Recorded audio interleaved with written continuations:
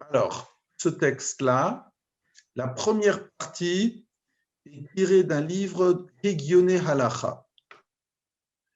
Alors, Hegioné Halacha, je vais vous montrer le livre.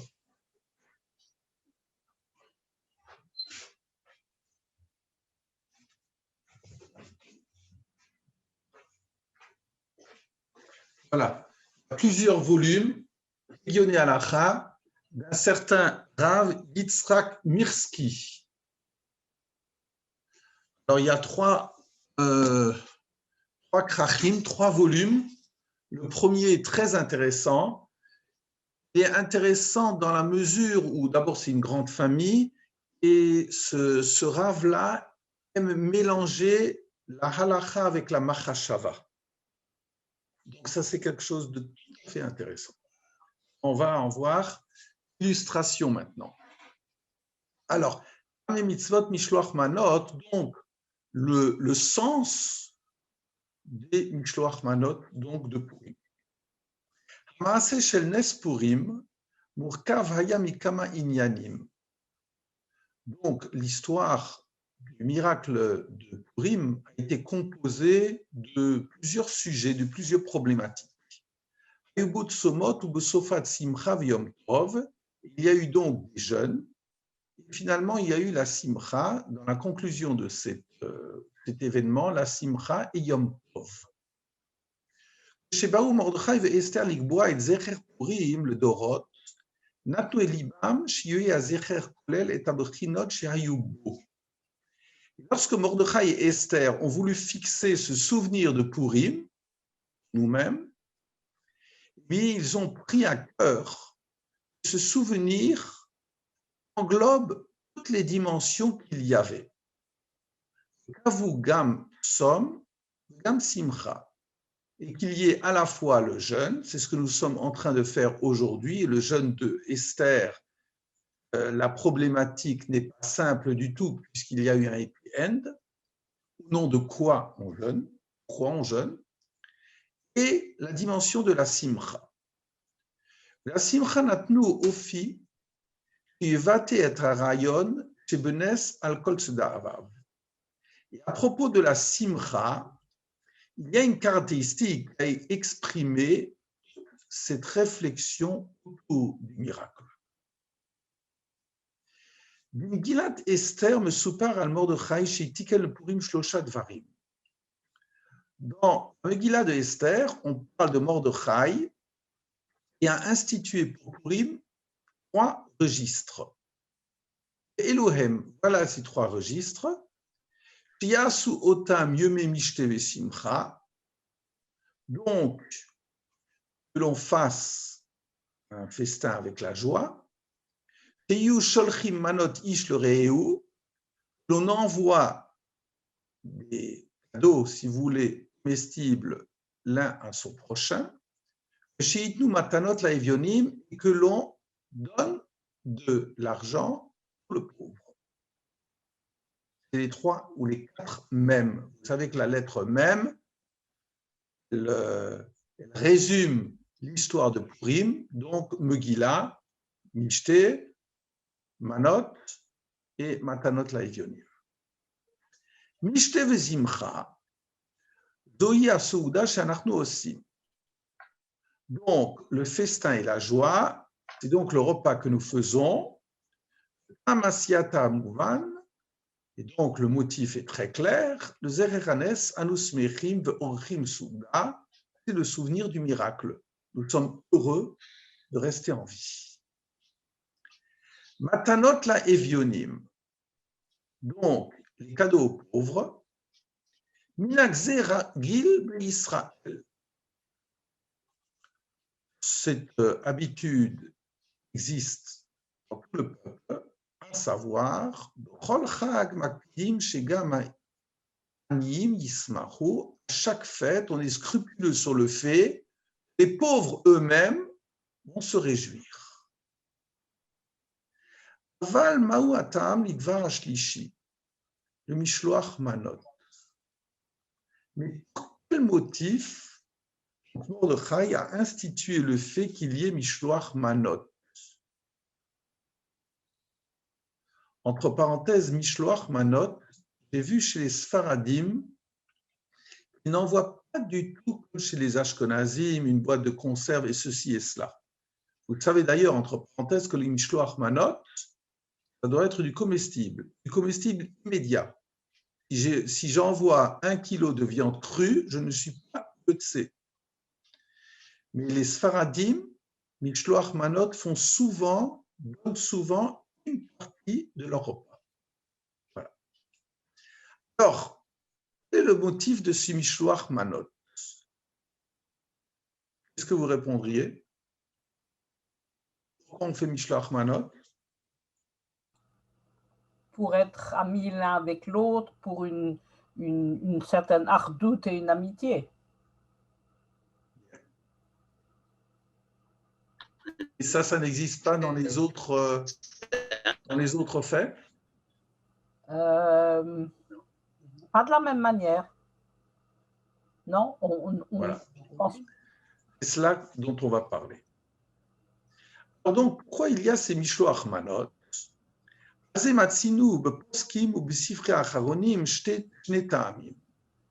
trouve, d'après les décisionnaires, deux motifs qui sont proposés.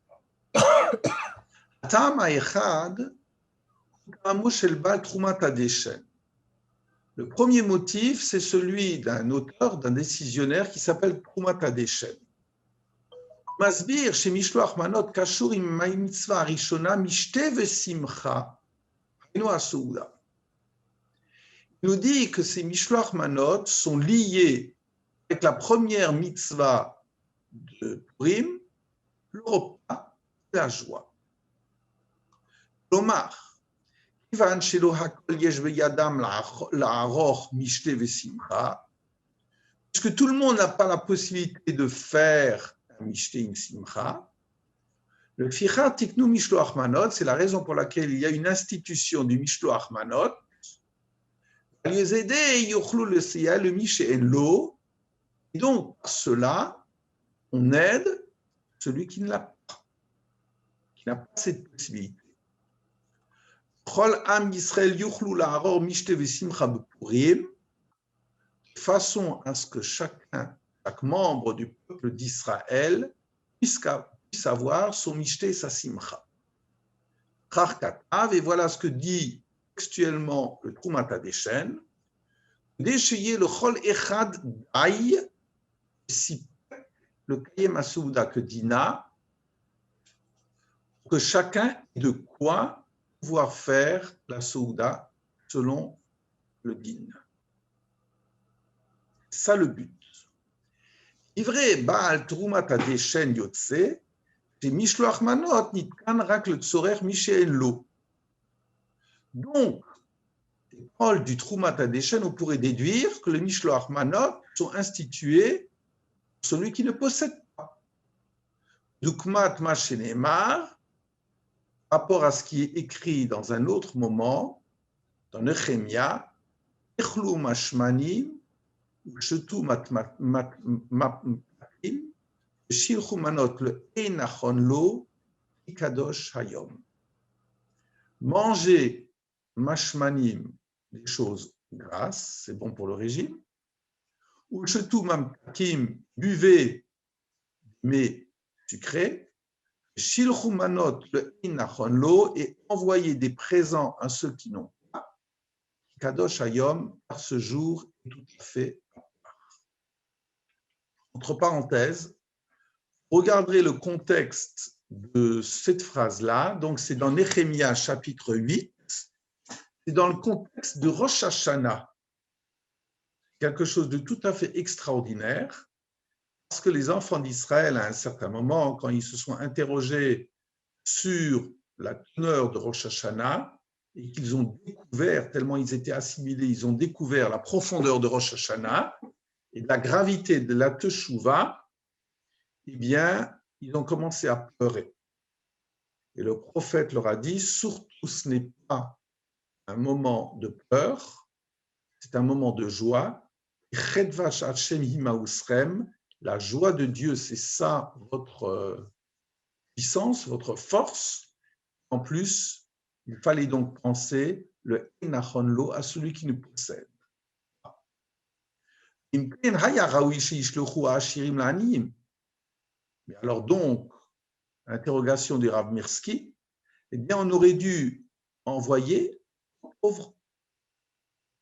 Par exemple, ce que l'on fait pour Pessah. Pourquoi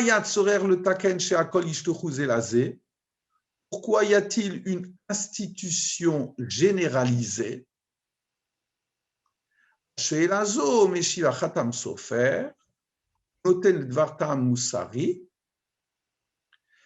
cette question-là répondra le Khatam Sofer et qui lui donne une portée éthique. Et Mordechai tiken chez Kol Yisrael Yishuru Manot Zelazé, Birdé chez le Livayesh et Mi chez Enlo. Eh bien, justement, chacun d'entre nous s'envoie des cadeaux, des présents pour que le pauvre ne soit pas gêné.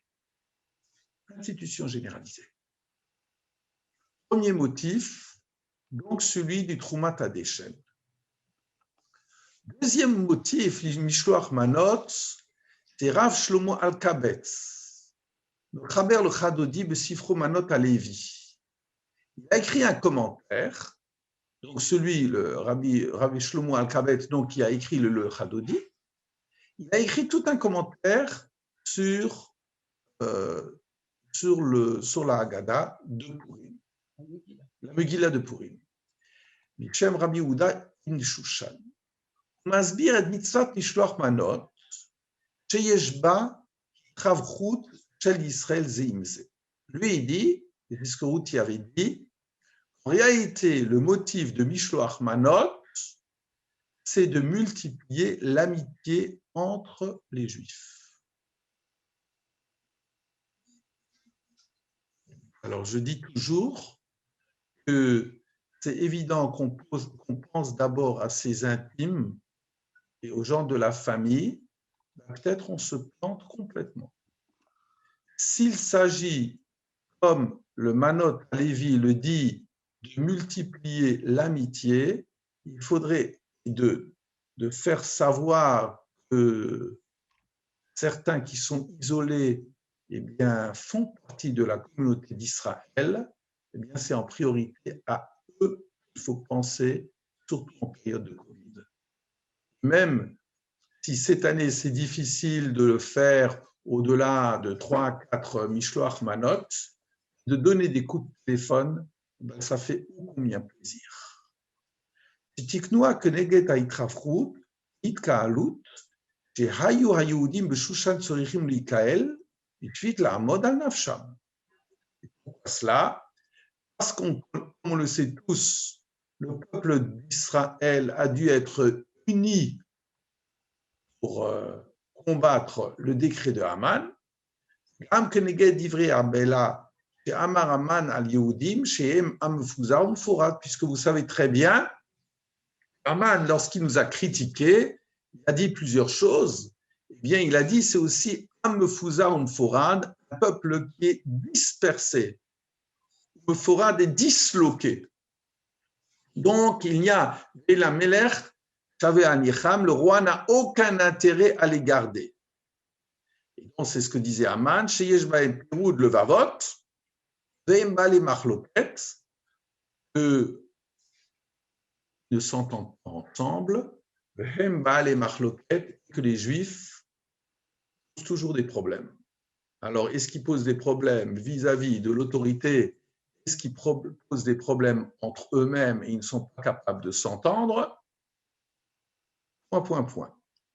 Ou Bilshono, donc voilà ce que dit le Manot Alevi, ou Mishloach Manot Ish le Reiu, Moshe Aya Inyanam, Ish Echad, Mikael Kol Echad Im Chaveran, Hafech Am Echad Mefuzar.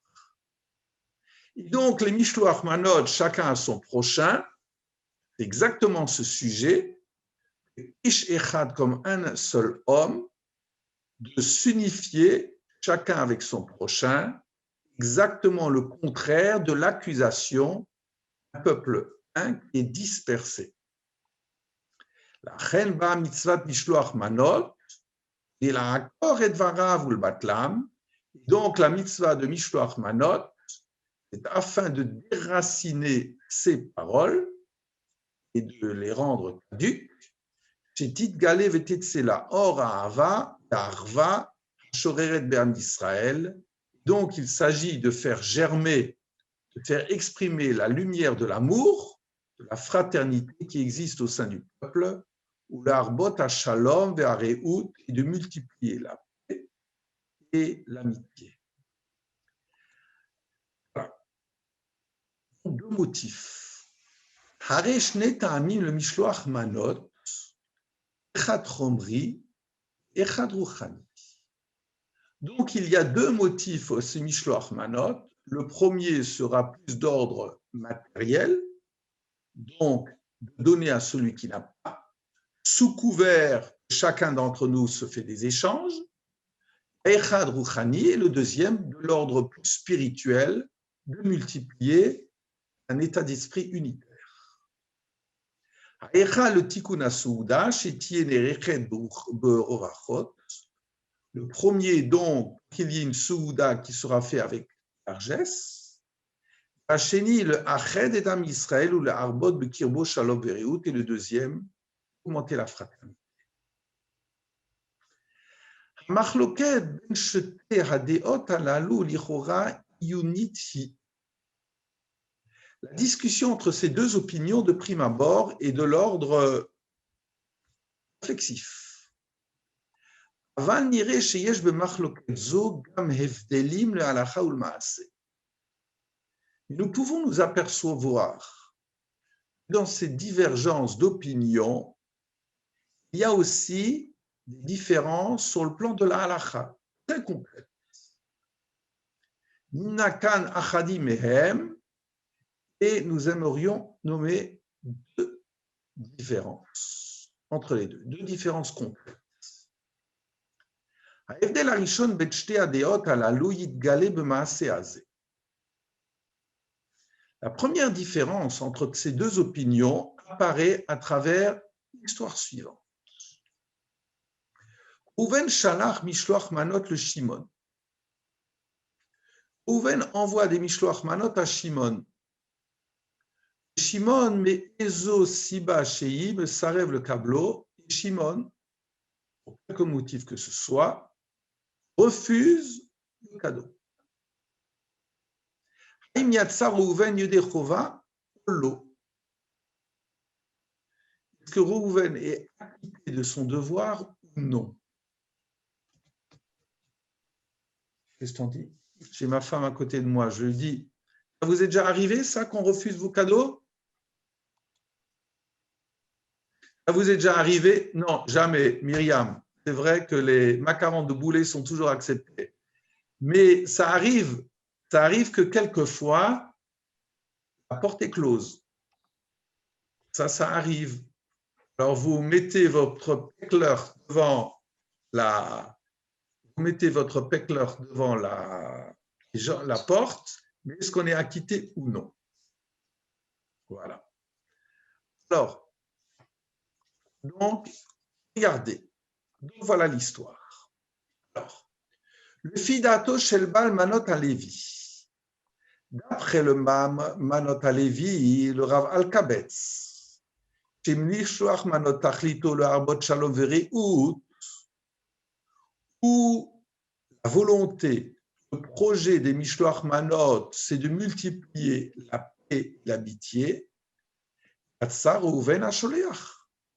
Rouven sera acquitté de son devoir. Afalpi chez Shimon l'oratza le kabel, même si Shimon a refusé de le recevoir, sauf, Rouven et Tribato le Shimon. Rouven a envoyé, pardon, il aura exprimé un souci d'amitié vis-à-vis de Shimon. Ils auront donc multiplié le shalom et la réout. Donc lui est acquitté, même si l'autre refuse de recevoir.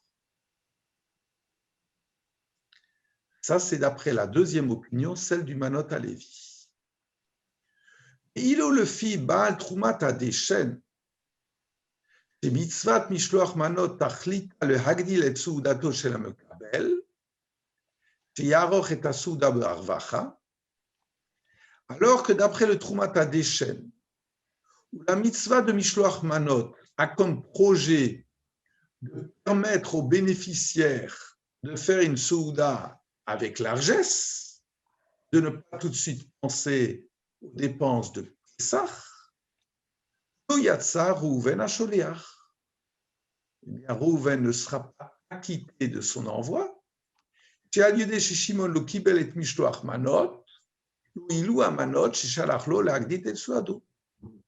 que du fait que Shimon a refusé d'accepter ces Mishloach Manot, eh bien, ça ne lui sert à rien ce que Rouven leur a envoyé. Donc, première différence sensible entre les deux opinions. Nafka mina sheni. Deuxième conséquence, vi bal haktaf sofer, proposé par le Ktaf Sofer, Sofer, le fils du Chassam Sofer. Maaseh berouven shalach le Shimon mishloach manot, lo yada Shimon misholeach lo. Si l'histoire où Rouven envoie à Shimon des mishloach manot, mais Shimon ne sait pas qui lui a envoyé. Alors c'est très intéressant, pour les mishloach manot, on a souvent l'habitude de ne pas les envoyer soi-même, mais on indique de qui ça provient. On indique de qui ça provient pour marquer le fait qu'il y ait une affection que nous pensons à. Alors ici, donc, Rouven envoie à Shimon des mishloach manot et il oublie d'adjoindre une carte de visite. Chez Rouven milchatrila, chez מהשליח שימסור לשמעון את משלוח מנות בעילום שם. Bien, Rouven, de prime abord, a demandé à son émissaire de ne pas dire de qui provient ce cadeau. Ou שהשליח עצמו שכח לפרש משולח, ou bien le shaliach a oublié de dire de qui ça venait. Il avait 50 cloches à envoyer. Im yatsa Rouven mishloach manot ze, ou yatsa. Est-ce que Rouven est acquitté de son envoi ou non? Ben, de nouveau, discussion entre nos deux maîtres. Le fi bal trumat adeshen shemitzat mishloach manot ama kedesheti harvacha besouda. D'après la première opinion, le motif des mishloach manot, c'est afin qu'il y ait une largesse pendant le repas. Yatsa Rouven, Sholiach, Derovato. Eh bien, celui qui a envoyé a quitté. Même si Shimon ne saura de qui ça provient. Car il vit le Shimon Harvacha Beusouda, parce que Shimon sera très heureux d'avoir des fruits confits. Le fi Baal Manot Alevi, chez Mishloach Manot Tamo que dès le Harbot Ahava Vere. Mais d'après le deuxième décisionnaire, il nous dit que les Mishloach Manot ont comme profit, comme but, comme projet de multiplier la sympathie. Lo yatsa Rouven à Sholeach, Rouven envoie ne sera pas acquitté. Shiarelo il klum, mishum sheina mekabel yodea sherouven shalach elav, Sholeach elav. Ça ne servira à rien parce que Shimon ne saura pas qui lui a envoyé. On n'est pas dans l'anonymat. On pourrait se dire, tiens, on m'aime bien puisqu'on m'envoie des cadeaux. Pas du tout. Ce n'est pas comme ça que ça se passe. C'est le fait qu'un tel a une affection, pense à un tel qui a été malade, qui est seul, qui est isolé. Et c'est important que l'on sache que c'est un tel qui pense à un tel. Donc, c'est pour la partie halachique. Maintenant, je reviens à ce qu'on avait commencé, donc C'est ça la halakha. c'est ça la halakha. Halakha, et effectivement, quand on envoie un paquet, on l'envoie par un émissaire, il doit y avoir le nom qui apparaît de celui qui envoie. D'accord. Mais si la personne n'est pas là, Alors, si la personne, ma femme, elle me chuchote à côté, alors si la personne n'est pas là, alors, une seconde, ben, tu réponds toi-même. Si je l'ai envoyé avec ma carte, enfin, comme ce n'est pas moi qui envoie, si tu l'as envoyé avec ta carte, eh bien, premièrement, ça permet de faire positivement la souda, donc je serai acquitté par le Troumat HaDeshen, le premier décisionnaire. Deuxièmement, même si l'autre n'est pas là, oui, mais qu'il y a la carte et qu'on a laissé la carte devant chez le voisin, eh bien, celui qui était absent sera très heureux. Brigitte Spingarn lui a envoyé des mails. D'accord? Et pour celui qui ne reçoit pas de Mishloach Manot, qu'est-ce qu'il doit penser?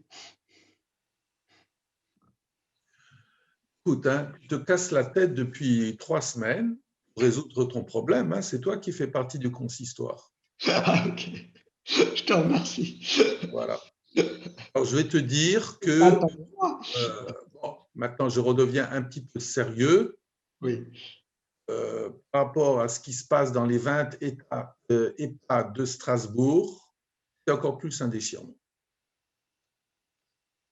Voilà. Ça veut dire qu'au moins, même si du point de vue de l'halakha, c'est nul et non avenu de ne pas amener quelque chose de concret, mais au moins d'abord dans les EHPAD à Strasbourg, toutes les EHPAD ont une caisse de dépôt bancaire, mais une caisse de dépôt à l'entrée où tu mets ce que tu veux déposer et tu diras Madame Saint-Arbogast, Madame Intel, Madame P, et ça lui est donné 2 ou 3 heures après, sans aucun problème. Même si toi, tu ne peux pas pénétrer, ou même si tu ne peux pas, plus forte raison, pénétrer dans la chambre, mais en tout cas, tu peux faire par ce truchement-là. Hein?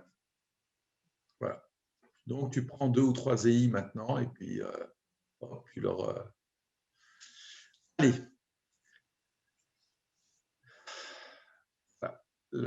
Et surtout que la difficulté pour Purim, c'est encore une chose, même si nous, on a en réminiscence le fait que le Covid est débuté à Purim, mais enfin, tout le monde commence déjà à penser à Pessah, qui est une autre paire de... qui est très difficile aussi. Hein. Voilà. Alors, dernière fois, on avait réfléchi sur Rav Hutner, et j'aimerais juste reprendre ce passage de Gemara qui est archi connu, nous dit la chose suivante. Lorsqu'il y a eu le matin de Torah, le peuple d'Israël était dressé sous la montagne, au pied de la montagne. Mais la Gemara, qui prend donc ce texte achat au sens premier, ils étaient dressés sous la montagne, pas au pied, sous la montagne. Et donc, Amar Rav Avdimi Bachama Bachasa, le Lamed Shekafa Kadosh Baruch Hu Alehem et Ta'ar. Avdimi, fils de Chama, fils de Chassa, nous dit, cela nous apprend que Saint béni soit-il, Tafa, comme une kippa, a recouvert la montagne sur eux comme une casserole.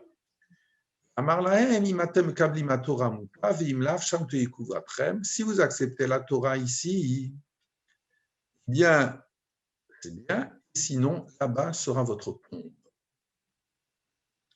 Amar Rav Acha bar Yaakov, et Rav Acha, fils de Yaakov, nous dit Mikan Muda Rabba lo Raita.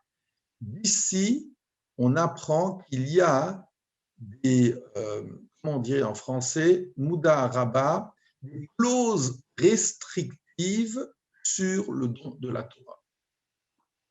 C'est-à-dire, je pourrais toujours dire, on m'a contraint de force. La Torah a été donnée de force. C'est un texte qui est archi connu et qui est développé des milliards de fois. Amar Rava, et ce texte continue en nous disant Afal Piken, Hadur qui pour abîmer Achashverosh, eh bien, le peuple d'Israël a accepté cette Torah plus tard, à l'époque de Achashverosh, d'Assuérus. D'où le sait-on? Parce qu'il est marqué dans Esther, Kimouv Kiblu Ayudim, les Juifs ont réalisé, ils ont accepté. Donc, ça ne va pas dans l'ordre chronologique. On aurait dû dire Kiblu Kimu Ayudim. Donc, Kimu, ils ont réalisé à partir de Purim, Mashi Kiblu Kvar, ce qu'ils avaient déjà reçu. Quoi? La Torah. Donc, à Purim, nous avons pleinement accepté cette Torah que nous avions reçue pendant des centaines d'années sous la contrainte, avant sous la contrainte. C'est ce que Rashi nous dit, Moda Rabba, il y a des clauses restrictives sur la Torah que j'ai reçues à Shavuot.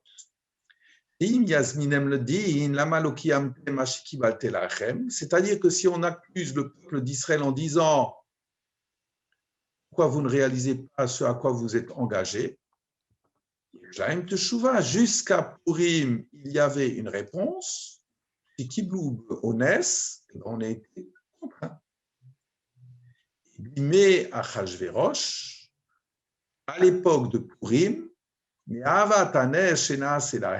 par amour du miracle qui leur a été fait, bien là, on a pleinement accepté la Torah. Alors la semaine dernière, on avait vu Rav Witner qui nous disait que cet amour du Nes, alors c'est évident que Purim, c'est le dernier mois de l'année, c'est l'antithèse de ce don-là. C'est le dernier mois de l'année, c'est-à-dire opposé, par exemple, à Pessah, où Pessah, on est sorti comme un père qui prend son enfant par la main. À Purim, l'enfant a appris à marcher, le dernier mois de l'année. Le voilement de la présence divine, puisque le nom de Dieu ne sera même pas mentionné dans la Megillah, comme vous l'entendrez ce soir, c'est l'arrêt de la prophétie, c'est-à-dire que c'est l'enfant qui a appris à marcher et qui est adulte, majeur. Le fait d'être adulte et majeur et d'ouvrir les yeux sur sa propre histoire, eh bien ça m'engagera.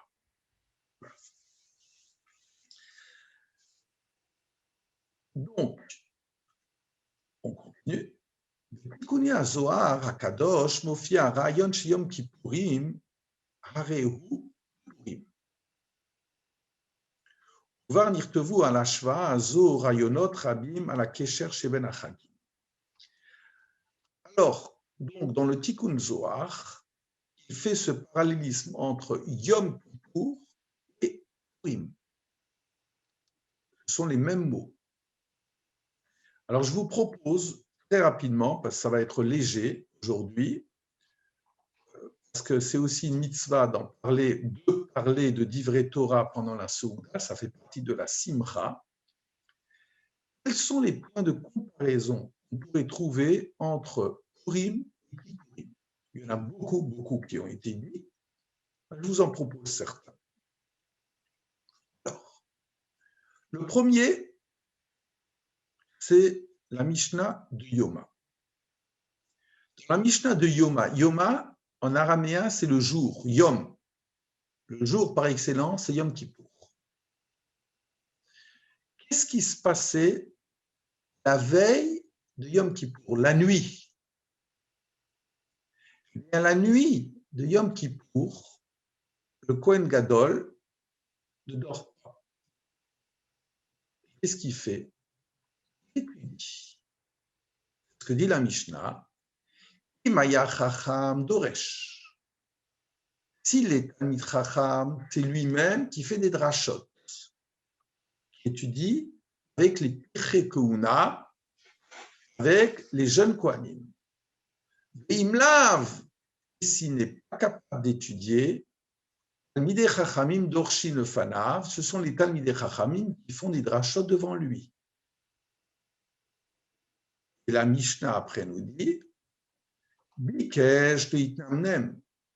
Et si le Kohen Gadol commence à dodeliner de la tête, à s'endormir à 2h, 3h du matin,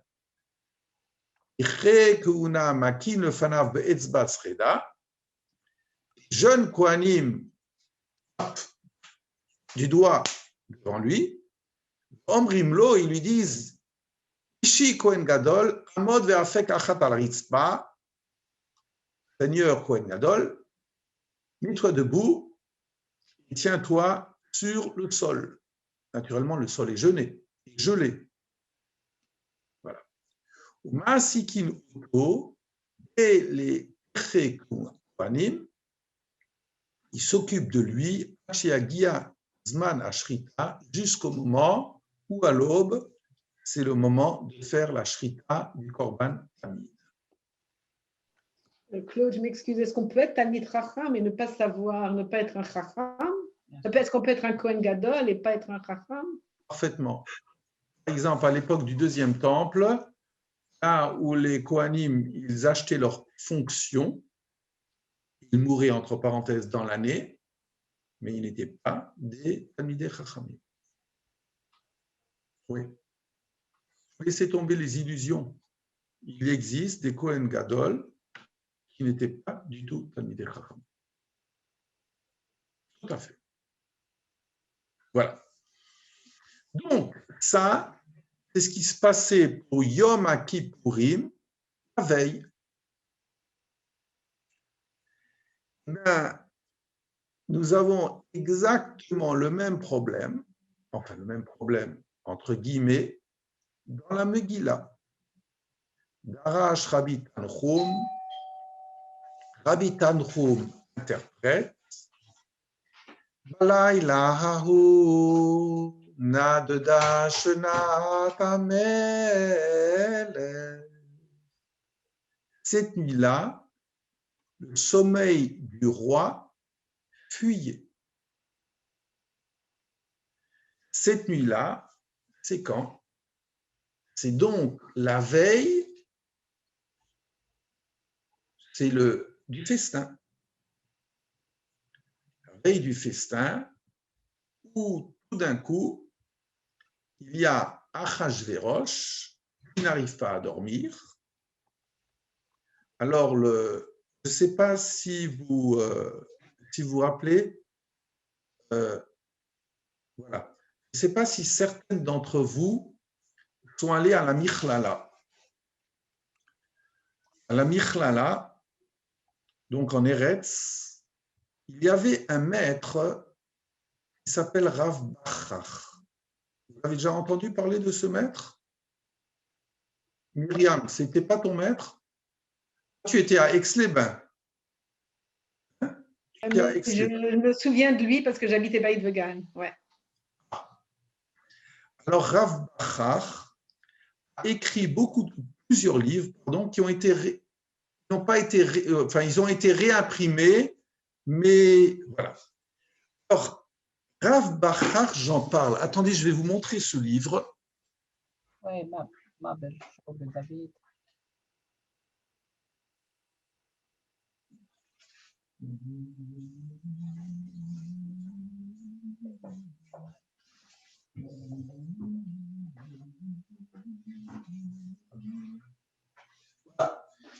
C'est une collection comme ça. Rav Bachach. Alors, on les trouve de nouveau. Rav Bachach a quelque chose de tout à fait particulier. Quand on commence à lerner un petit peu sérieusement le Tanakh, donc pas Gemara, mais le Tanakh, il y a deux auteurs qu'il faudrait absolument travailler. Le premier auteur, c'est Madame Nechama Leibovitz, qui a fait un travail fabuleux. Et tous les maîtres du Tanakh d'aujourd'hui s'inspirent des ouvrages de Madame Nechama Leibovitz. Le deuxième, c'est Rav Bachar. Alors, pourquoi je parle de Rav Bachar? Parce que c'est un metteur en scène.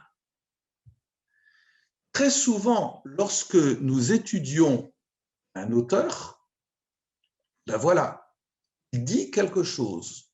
Il y a un avis, il y a un éclairage qui est proposé. C'est l'auteur. Rav Bachar a quelque chose de spécial, c'est qu'il fait parler les auteurs. Il ne répète pas simplement ce qu'ils ont dit, mais il invente une conversation entre les auteurs, une mise en scène qui explique le pourquoi d'un propos. Je me rappelle, en vous en parlant maintenant, ce qu'il disait sur ce commentaire, Balayla Aoun Adeda Shnat Amelech, cette nuit-là, le sommeil du roi vagabondait, n'arrivait pas à dormir. Et donc, Rav Bachar nous disait, il examinait tous les protagonistes, tous les acteurs de l'histoire de Purim. Esther ne dormait pas parce qu'elle était en train de préparer le michté, le festin. Haman ne dormait pas parce qu'il était en train de préparer la potence, puisque le matin, il voulait venir pour implorer au roi le fait d'avoir la tête de Mordechai. Mordechai ne dormait pas parce qu'avec son peuple, il était Besako, Besatino, Betanito, il était dans son jeûne. Voilà. Tous les acteurs ne dormaient pas. Il y en avait un seul qui dormait, c'était Achashverosh. Et au moment où Achashverosh dormait, eh bien, il y a le malach qui est venu et qui a commencé à le piquer en disant « Fouille Tova, tu es un ingrat, tu es un ingrat. » C'est la raison pour laquelle, en pleine nuit, donc il disait ingrat, et le Midrash nous dit, normalement, lorsqu'un roi n'arrive pas à dormir, ben, s'il a des insomnies, il fait venir des troubadours, il fait venir des gens qui lui racontent des fables. Et tout d'un coup, cet homme-là, il fait venir Sefer HaZichronot, livre des souvenirs, où là sera trouvé ce que Mordechai a fait pour lui. Donc ça, c'est les protagonistes, mais celui qui ne dort pas non plus, c'est ce que dit la Gemara de Megillah, c'est Laïla Ahu, parce qu'on s'interroge dans la Megillah, il n'est jamais mentionné le nom de Dieu, mais quand on parle de Hamelech, est-ce que Hamelech, c'est Melech Achashverosh, ou est-ce que Hamelech, c'est le roi des rois? Et c'est ce qu'on dit, cette nuit-là, le roi des rois, Shnat Malko Shel Olam, il n'arrivait pas non plus à dormir, entre guillemets, Hine lo yanum lo ishan shomer d'Israël. Voilà. Donc, c'était, et là-dessus, Rav Bachar amène le Rashi, il nous dit, cette nuit-là, Neshaya, le roi, alors il y a eu un miracle. Et quand il y a eu le miracle, alors une seconde, si vous patientez, je ne pensais pas le dire, mais il faudrait juste que je trouve le Rashi, une seconde, sur la Megillah, Rav Bachar, au moins qu'on se rappelle de son souvenir. Donc, c'est une seconde. Voilà. Donc, c'est la première phrase du chapitre 6.1. Balaïla Aruna de Dashnat Amelech, Yomer le Avi et Sefer Azichronot d'Ivrei Hayamim. Cette nuit-là, le roi, donc, alors, la Gemara nous dit, c'est Dieu, mais dans le Pshat, c'est Achashverosh, a demandé d'amener les livres du souvenir. Yamim, qu'on le lise. Il a amené cela. Rashi, qui était mentionné par Rav Bachar. Une seconde, que j'arrive à le retrouver, parce qu'il est magnifique.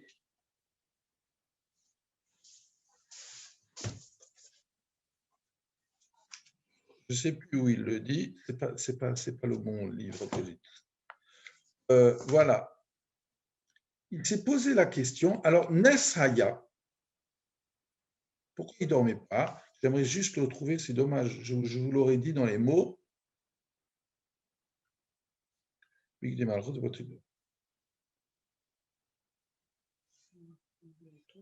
Non. Bon, il dit comme ça. Neshaya, c'était miracle. Quel miracle? Le roi, tout d'un coup, il se demande. Ah, voilà, très bien. Ma femme a trouvé. Très bien. Alors, je vous le lis. Voilà. Neshaya, le fait que le roi ne dormait pas, c'était un miracle. Yesh Omrim, quel est le miracle? Yesh Omrim, il y en a qui disent Sam et Libo. Zimna Esther et Aman. Le roi, tout d'un coup, prête attention au fait que Esther a invité Aman, Shema Natna Enea Bo Yargehu. Peut-être que Esther peut attirer Aman pour tuer Achashverosh. Ça, c'est le miracle. On est dans Agatha Christie ici. Pas du tout. Pas du tout. Alors, donc, voilà la mise en scène que fait Rav Bachar. Il nous dit la chose suivante. C'est que finalement, le roi qui n'arrivait pas à dormir et qui entend ingrat, s'est dit, demain, je dois aller au festin que propose Esther. Va me demander sans doute quelque chose. D'accord, j'y vais. Mais pourquoi il y a le Premier ministre? Qu'est-ce qu'il fait là? Parce qu'il a les pouvoirs. C'est pas n'importe qui. Il dit, mais c'est pas n'importe qui. Mais où est la marge de manœuvre qui existe entre lui et moi? Finalement, le pouvoir, c'est lui qui l'assume. Et bon, mais je suis quand même aimé parmi mon peuple. Il n'y a pas de risque. Il n'y a pas de risque. Mais finalement, il y a quand même eu un complot. Un jour, on a voulu me supprimer. Et finalement, c'est Aman. Qu'est-ce que je sais de lui? Ah, mais j'ai ma femme. Ma femme. Mais qu'est-ce que je sais sur ses origines, etc., etc. Voilà. Donc, c'était toutes les réflexions intimes qu'avait le roi.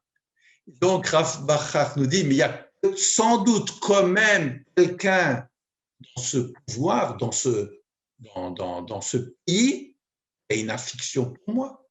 C'est la raison pour laquelle il fait venir le Sefer Azichronot, le livre des souvenirs. Là, on trouve qu'il y a Mordechai. Donc, le roi se dit, eh bien, demain matin, je vais faire venir Mordechai et je vais le récompenser. Et donc, à 4 heures du matin, il commence à dormir. Ouf, il a trouvé nombre de solutions à son problème. 2 heures après, alors qu'il est en train de dormir, parce que les sommeils du matin sont souvent très bons et profonds, eh bien, on toque à la porte. C'est Haman qui vient justement demander qu'on pende celui que le roi veut récompenser. Incroyable cette histoire-là. Et alors le roi qui le teste et qui lui dit que faire à un homme que le roi veut récompenser. Naturellement, le roi a pensé à Mordechai et Haman pensait à lui-même, etc., etc. Et donc, il est tombé dans le traquenard. Voilà. Donc, ça, c'est Rav Bachar avec sa façon de théâtrale mettre en scène les rabbanim. Donc, c'est extraordinaire de voir que, premier parallélisme, eh bien, vous voyez entre la nuit du Kohen Gadol où il n'arrivait pas à dormir et Purim, eh bien, la nuit avant, c'est exactement la même chose. D'accord? Voilà. C'est ce que dira le Midrash ici. Autre analogie entre les deux temps. L'histoire de Acharemot, donc la Sidra de Yom Kippour, c'est le moment essentiel. Je ne peux pas dire que c'est le moment de la sieste, comme je le dis d'habitude, parce que je venais déjà parler de la nuit.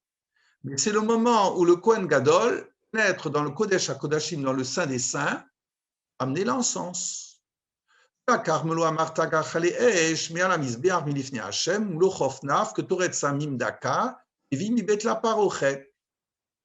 Nathan et Toret, il mettra l'encens sur le brasier, Milifne Hashem, devant Hashem, donc dans le Kodesh HaKodashim, Prissa Ananak Toret et Akaporet, et un nuage de Ketoret se développera au-dessus de la caporette, etc. Velo Yamut, et le Kohen Gadol ne mourra pas. Quel rapport avec la Megillah? Megillah Muskar Chad Asar Peamim Amusak Shar Amelech. Vous savez qu'il y a 11 éléments qui rentrent dans la fabrication de la caporette. Dans la Megillah, il y a 11 fois marqué, je ne le savais pas, j'ai découvert, Moshar Amelech, la porte du roi. Romez, le Echad Asar Samemane Aktoret, qui fait une allusion aux 11 éléments de la Ketoret. Mordechai, Bishmo, Rumaz, le Echad Misamene Aktoret, et on sait très bien que le nom de Mordechai fait partie dans la Sidra de Kitissa. C'est un des 11 éléments, puisqu'il est marqué Mar d'Aurore. Mar d'Aurore, c'est Mordechai. Donc, analogie entre les 11, la Ketoret et l'histoire de Mordechai.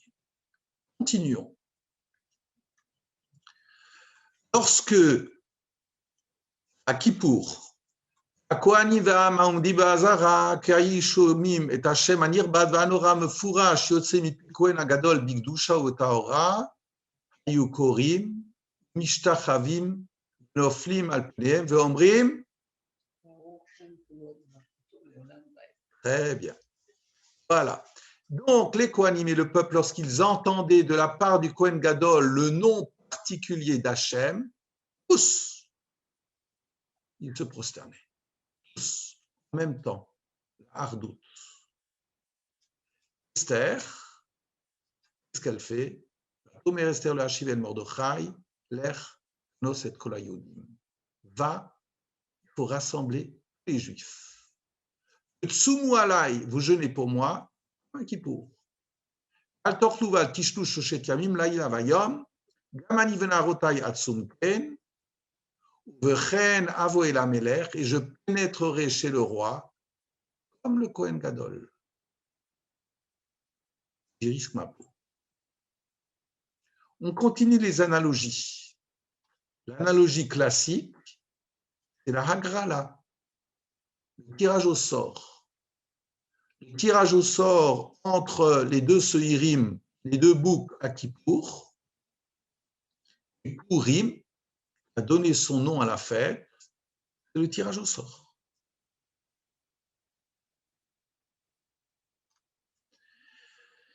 Curieusement, À propos de Kippour, les deux boucs, justement, Shene Suiri Yom Kippourim, Mitzvatam Shiyu Shneem Shavim Bemare Bekuma, Damim ou Belukichatan Keechad. La mitzvah des deux boucs, c'est qu'ils soient équivalents en apparence, en beauté, en taille, en valeur, et que de prime abord, on les achète en même temps. Un sera consacré l'Hachem, l'autre la Azazel. Dans la Megillah, ce sera la Halacha, Marava, Chayavinish le Basum et Bouria, Adeloyada ben Aruraman, le Barur Mordechai. Un homme doit s'enivrer, se parfumer à Purim, jusqu'à ce qu'il ne sache pas distinguer entre maudit soit Aman, Baruch soit Mordechai. Alors, les commentaires vont bon train. Comment est-ce qu'on peut comprendre jusqu'à ce que je ne sache plus distinguer entre Arur Aman et Baruch Mordechai? C'est évident, je m'imagine, que je dirais toujours Baruch Mordechai et Arur Aman. Ben, si je réfléchis, c'est pas aussi évident que cela. Arur Aman, finalement, Aman, c'est un salopard fini, c'est évident, mais quelque part, ben, le peuple d'Israël s'est unifié. Baruch Mordechai, si on analyse l'attitude de Mordechai, et la Gemara ne manque pas de le faire, eh bien finalement Mordechai a mis en danger le peuple d'Israël. Parce que tout le monde se prosternait devant Aman. Est-ce qu'il y a eu une mitzvah fondamentale dans le fait de devoir refuser de se prosterner devant Aman? Ce n'est pas évident, il n'y avait pas à se prosterner devant Aman. Ce n'est pas évident du tout. On voit que Yaakov, il se prosterne devant Esav, on voit que Abraham se prosterne devant d'autres, on voit que de toute façon, c'était, tout le monde savait que Aman, ce n'était que Aman. Se mettre en danger de mort pour cela et provoquer le danger de mort pour l'ensemble du peuple, Gemara discute de l'attitude de Mordechai. Voilà. Les Dayanim de l'époque lui disaient de se prosterner. Mordechai, qu'est-ce qu'il faisait? Il faisait de la provoque. Sciemment, il allait se placer devant Aman pour lui montrer qu'il ne se prosterne pas devant lui. Essaye de l'éviter. Il a besoin de faire de la provocation. Voilà. Alors, donc, et en réalité, boire à Purim ici, c'est arriver au fait que c'est vrai que de prime abord, Aman me semble de telle et telle catégorie et Mordechai de telle et telle autre catégorie, mais en examinant et en réfléchissant sur toutes les attitudes, on voit qu'on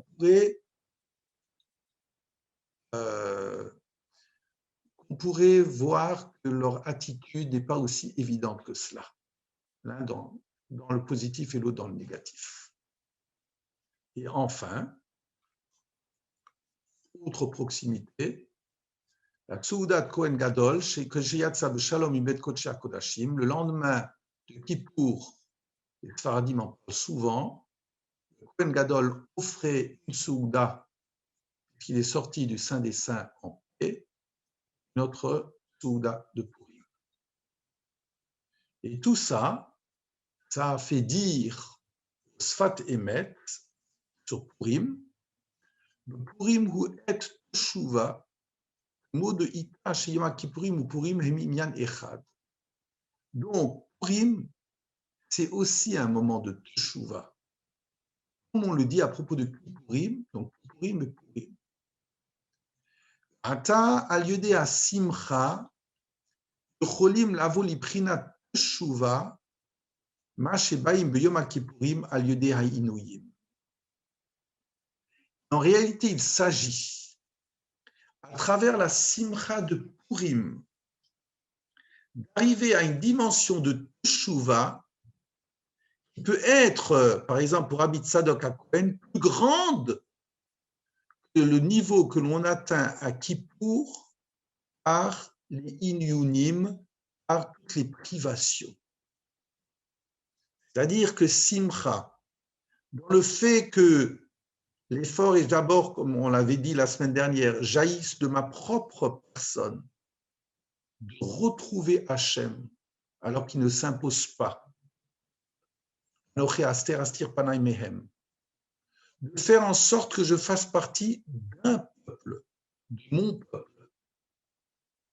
De faire en sorte que je soigne ma gashmiout, mon corps, à travers la souda, eh bien, je peux accéder à une dimension de teshuva qui est au moins aussi grande que les privations du Yom Kippour. Voilà. C'est cela. On va s'arrêter là parce que j'ai d'autres textes, mais je pense que ça suffit. Est-ce que vous avez des questions? Non? Est-ce que vous avez des questions? Je suis en train, après, il faut réfléchir à tout ça, c'est énorme. Mais non, ce n'est pas énorme, tu l'as entendu 10 fois.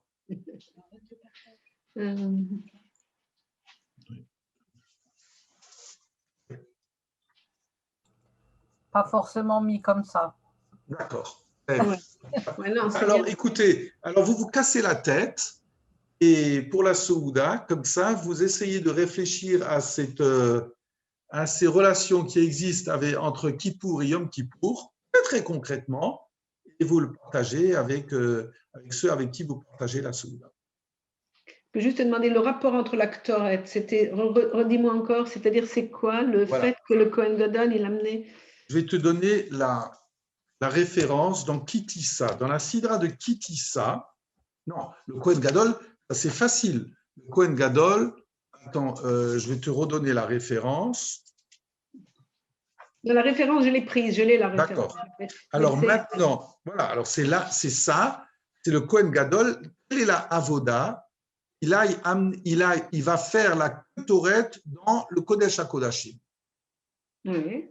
D'accord? Ça. Donc c'est ce moment-là. Pourquoi la Ketoret? Parce que, voilà, la Ketoret, je le dis comme ça, Chassidout. Tu as 5 sens. D'accord? Tu es doté de 5 sens.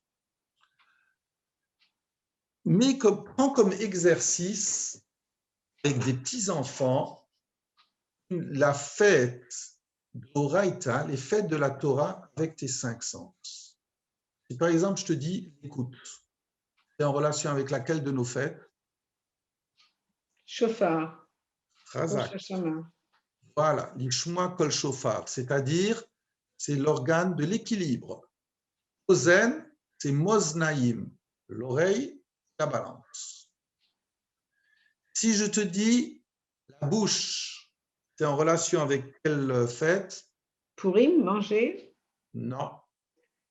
Non, je parle des fêtes de Horaïta. Donc j'abandonne Purim et Chanukah. Yom Kippour, il ne faut pas manger? Non, ma femme te souffle, c'est Pessah. Ah, Pessah, oui. Voilà. Tu manges certains aliments et Pessah, et tu racontes. D'accord? Voilà. Ensuite, tu as Sukkot. Sukkot, c'est les mains. Partem lachem, tu construis ta soukha, tu prends ton bouquet. Très manuel. Ensuite, tu as Shavuot. Shavuot, c'est le peuple a vu ce qui était audible, d'accord? Ils ont vu les colottes, les voix, oui. Ensuite, qu'est-ce qui me manque? Qu'est-ce qui manque? L'odorat. L'odorat. L'odorat, c'est Yom Kippour. Ouais. Ouais. D'accord? Voilà. L'odorat, c'est Yom Kippour. Et pourquoi? Parce que la Ketoret est constituée de 11 éléments, pas 10 comme un minyan, mais 11. Comme si un minyan n'est complet que si tu as quelqu'un qui est cher. qui est en dehors du cou et qu'on essaye de faire venir. C'est ça la Ktoret. Comme dans la Ktoret, tu as la Chelbena. Chelbena, c'est le caoutchouc qui est puant quand on le fait brûler. Et quand il est mêlé aux 10 autres éléments, c'est le 11e, eh bien, ça fait une unité. Le jour de Kippour, le Kohen Gadol pénètre dans le Kodesh HaKodashim avec ses 11 éléments. Il pénètre dedans avec la communauté derrière lui. D'accord? Ouais. Voilà. Je termine avant de te parler de l'autre référence. Et là-dessus, le Malbim dit, par exemple, dans la Sidra de Teruma qu'on a lu Shabbat dernier, que ces 5 sens, il y en a 2 qui ont un rapport très physique avec un objet. C'est la main. Avec la main, je saisis, je lâche. La bouche, j'avale, je crache.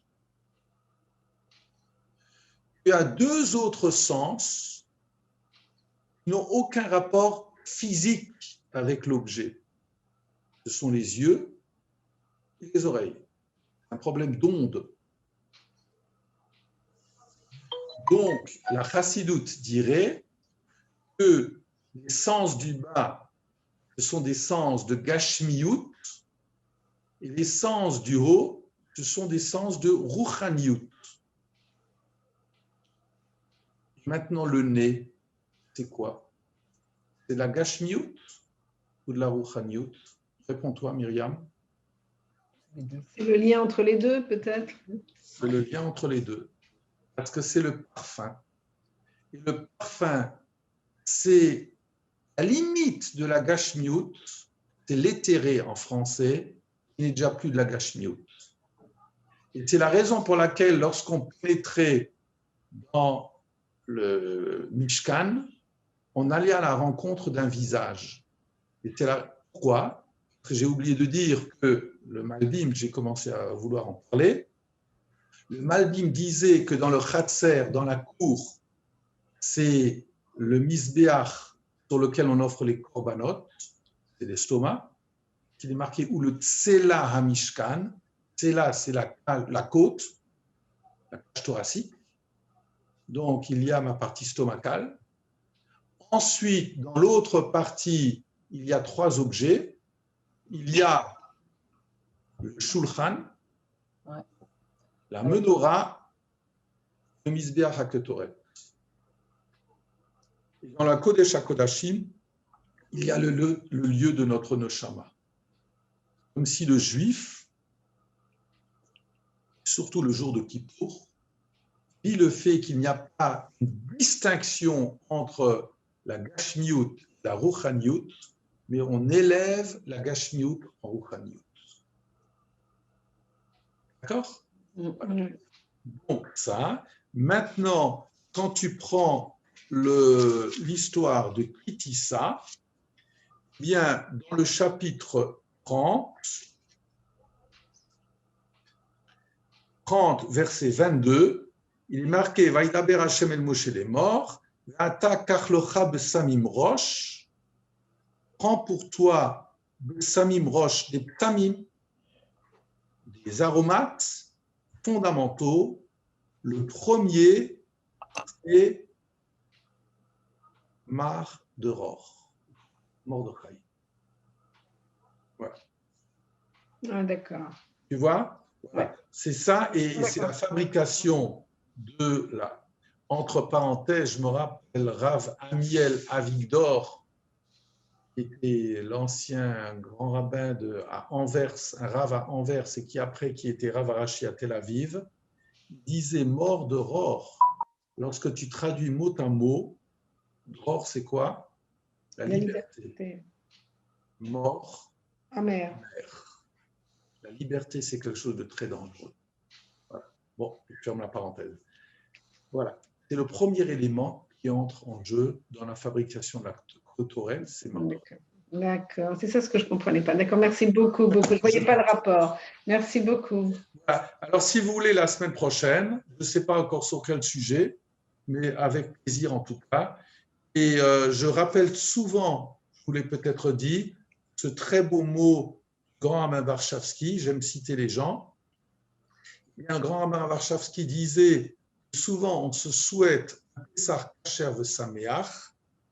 Alors, devant les excès de Purim, il dit, on devrait dire, on souhaite aux gens un Purim kasher et un Pessah sameach. Purim kasher, c'est-à-dire que savoir qu'il y a de la rouchaniout là-dedans, un Pessah besimcha, quand on voit les femmes comme elles bossent comme des folles et qu'elles sont complètement KO en arrivant à l'époque de Pessah, eh bien, on devrait leur souhaiter un Pessah plein de simcha. Alors, je vous souhaite un Purim kasher, un Pessah besimcha.